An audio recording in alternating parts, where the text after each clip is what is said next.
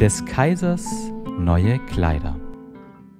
Vor vielen Jahren lebte ein Kaiser, dem neue Kleider sehr, sehr wichtig waren.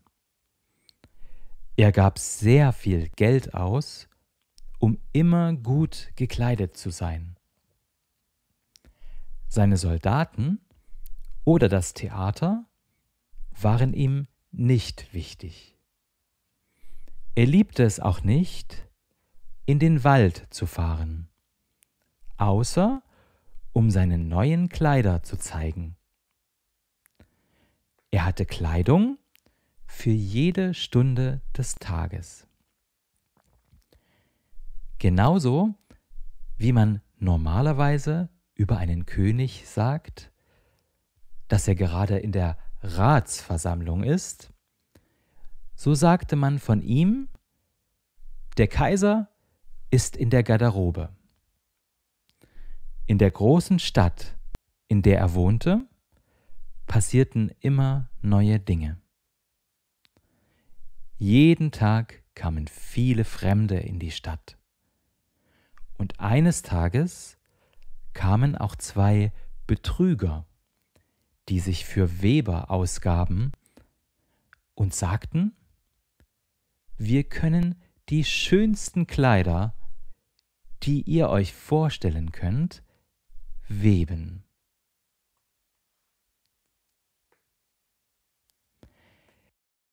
Die Farben und das Muster unserer Kleider sind nicht nur außergewöhnlich schön, sondern die Kleider, die aus diesem besonderen Material genäht werden, haben auch eine besondere Eigenschaft. Sie sind für alle Menschen unsichtbar, die für ihre Arbeit ungeeignet sind oder sehr dumm sind. Das wären ja tolle Kleider, dachte der Kaiser. Wenn ich solche Kleider hätte, könnte ich herausfinden, welche Männer in meinem Land für ihre Arbeit ungeeignet sind. Ich könnte die Klugen von den Dummen unterscheiden. Ja, diese Kleider sollen sofort für mich gewebt werden. Er gab den beiden Betrügern viel Geld, damit sie mit ihrer Arbeit beginnen sollten.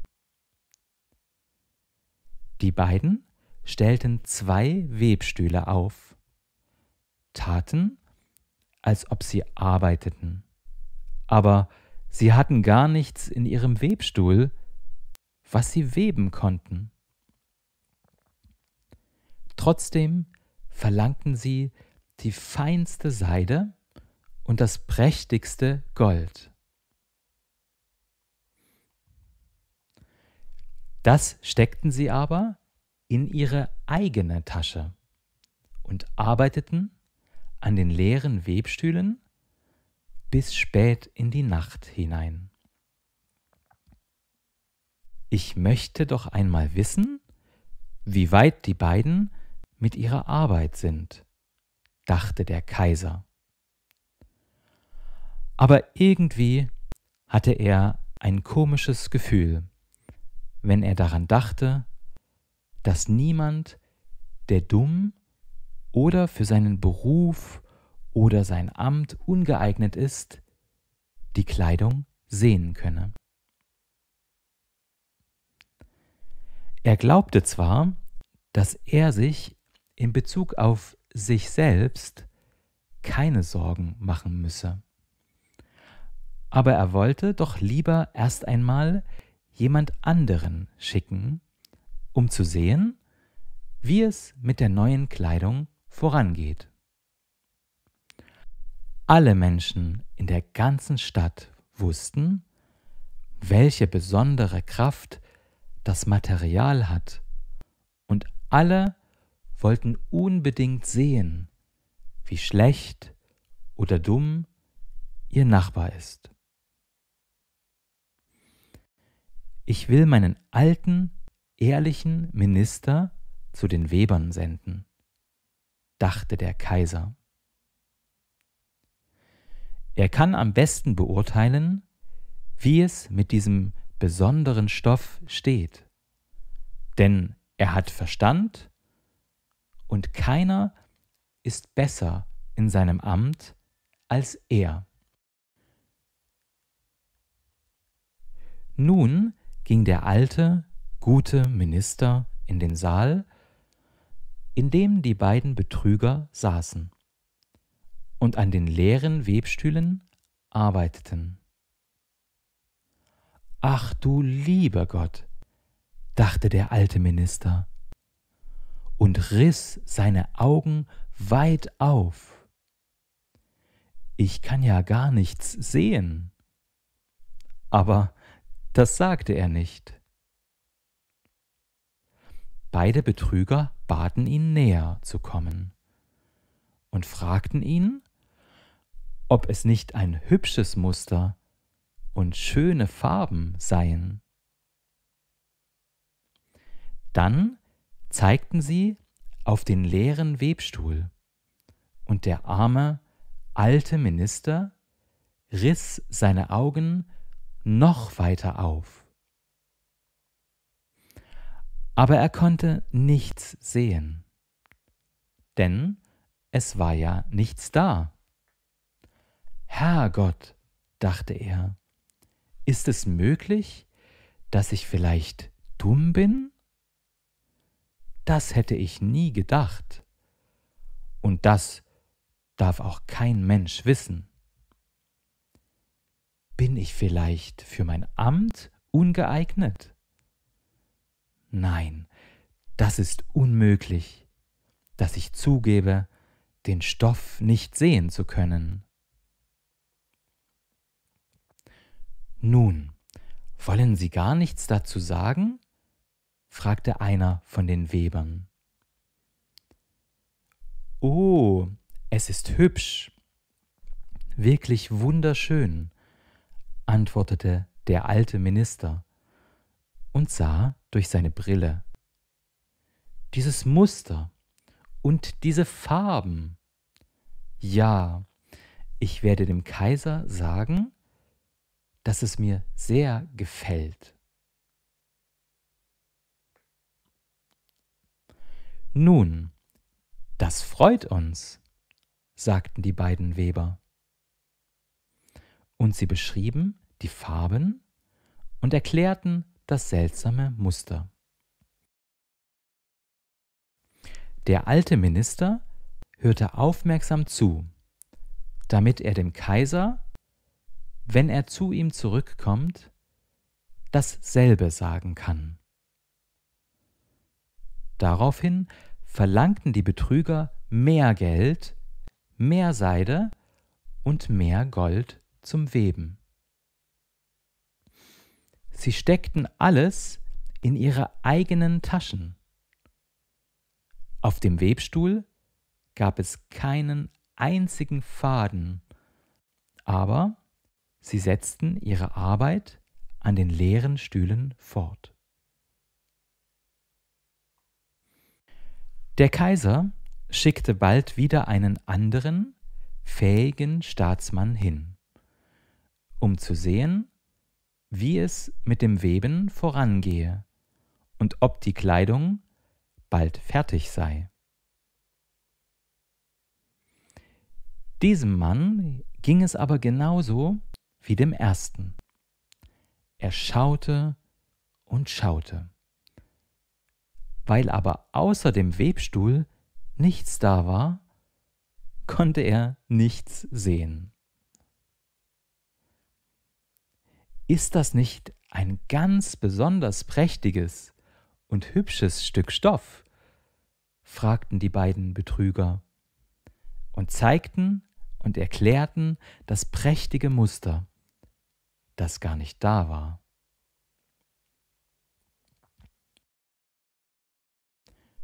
»Dumm bin ich nicht«, dachte der Mann. »Es liegt also an meinem Amt, für das ich ungeeignet bin. Das ist wirklich merkwürdig. Ich muss es mir ja nicht anmerken lassen.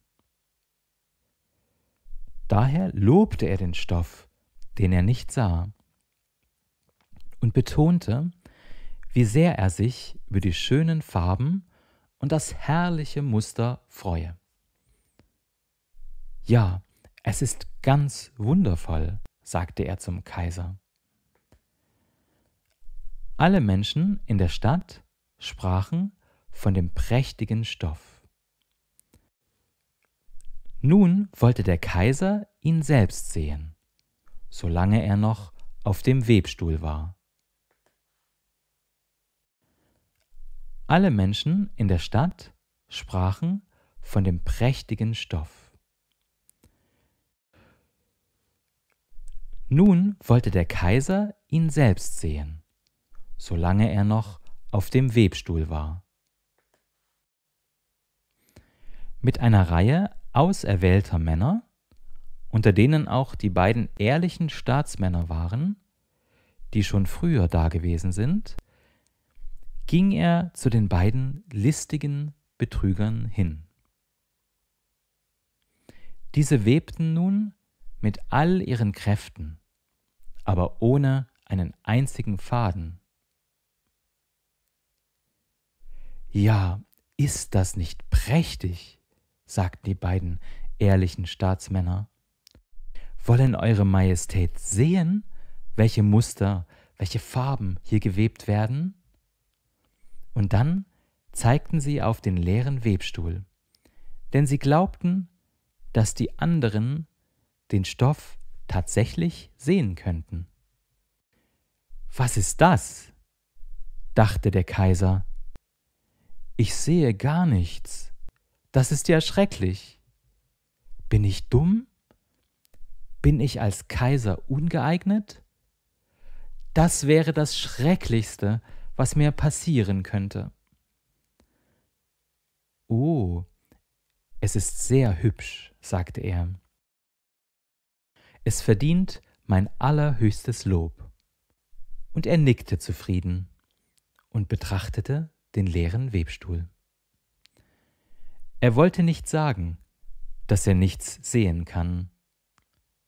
All die anderen Männer, die mit dem Kaiser gekommen waren, schauten und schauten, aber keiner konnte irgendetwas sehen.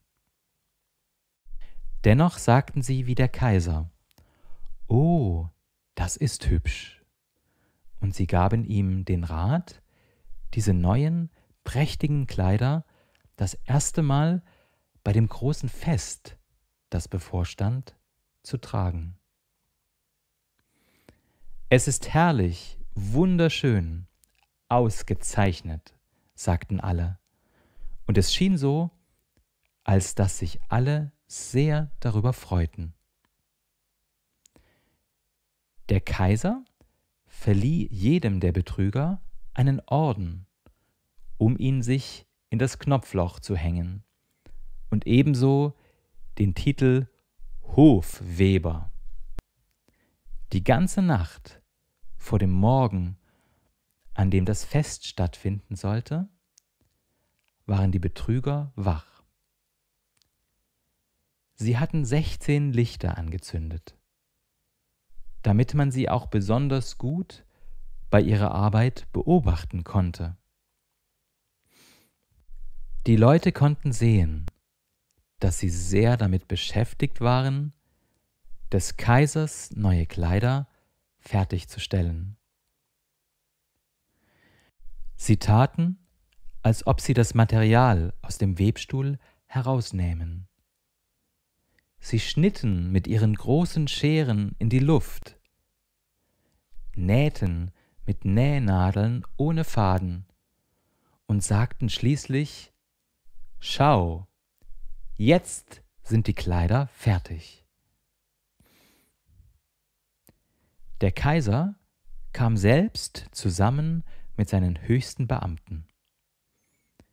Die beiden Betrüger hoben einen Arm in die Höhe, so, als ob sie etwas halten würden.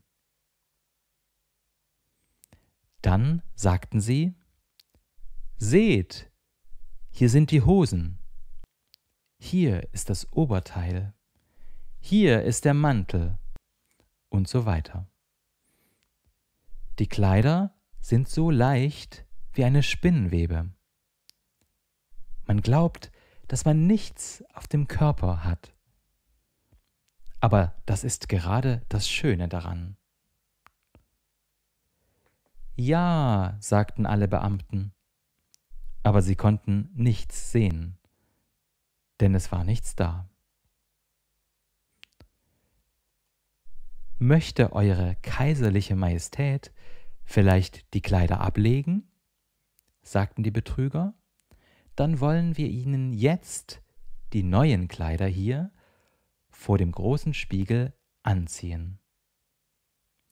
Der Kaiser legte seine Kleider ab, und die Betrüger stellten sich hin, als ob sie ihm jedes Kleidungsstück, das angeblich genäht worden war, einzeln anzogen. Der Kaiser drehte sich vor dem Spiegel hin und her. Ach, wie gut sie aussehen, wie herrlich sie passen, sagten alle. Was für ein Muster, was für Farben. Das ist eine kostbare Kleidung. Draußen stehen die Diener mit dem Thronhimmel, der über Eurer Majestät getragen werden soll, meldete der Oberzeremonienmeister. Schaut, ich bin jetzt fertig, sagte der Kaiser. Sitzt es nicht gut? Und dann drehte er sich nochmals zum Spiegel, denn es sollte so scheinen, als ob er seine Kleider genau betrachtete. Die Diener, die das Recht hatten, die Schleppe zu tragen, griffen mit ihren Händen auf den Fußboden, als ob sie die Schleppe aufheben würden. Sie gingen und taten so, als ob sie etwas in der Luft hielten. Sie trauten sich nicht, es sich anmerken zu lassen, dass sie nichts sehen konnten. So ging der Kaiser unter dem prächtigen Thronhimmel, und alle Menschen auf der Straße und in den Fenstern sagten: Wie unvergleichlich schön des Kaisers neue Kleider sind. Was für eine prächtige Schleppe er hat. Wie schön sie sitzt.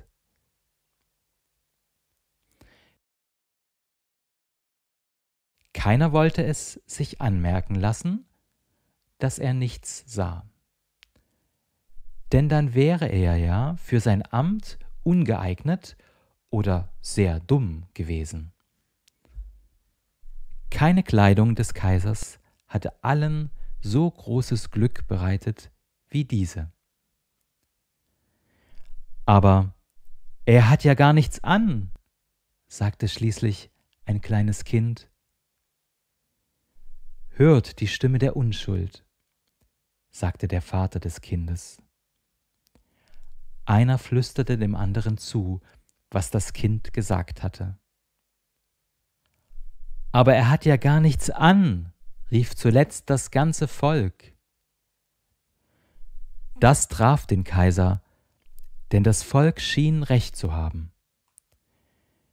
Der Kaiser dachte aber bei sich: Ich muss das jetzt aushalten. Und die Diener gingen und trugen die Schleppe, die gar nicht da war.